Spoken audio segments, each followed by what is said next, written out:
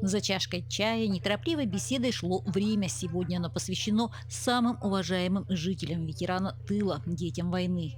Но память о подвиге вашем великом останется в наших сердцах. Это не просто слова, это и есть главная задача мероприятия. Прошепчу, расскажи мне, милый деда, а я помолчу, буду слушать все, что хочешь мне это рассказать, и вертеться я не буду и перебивать.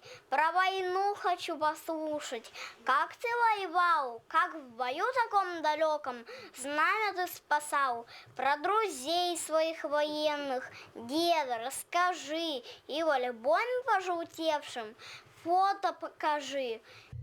Ученики школы номер 4 подготовили замечательный спектакль. Возможно, он был не глобальным, но сколько вложили в выступление юные артисты. Которого я не знал до сих пор. Ты считаешь, что праздник до сих пор нужен? Да, конечно, нужно почитать ветеранов, ведь они защищали нашу родину. У меня прабабушка была в тылу, она воспитывала 12 детей. Синявская Мария Кирилловна.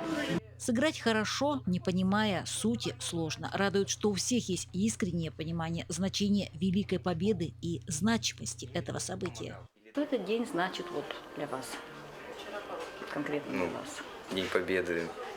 Он близок и для меня, потому что у меня дед родной воевал и прошел всю войну, поэтому 9 мая тоже как имеет смысл и вес для меня, как для, наверное, всех граждан России. Пронести через года, сохранить, чтобы помнили. Я считаю, что он всегда нужен, потому что забывать свою историю – это предательство. Елена Фаст, Максим Копылов, Алекминск.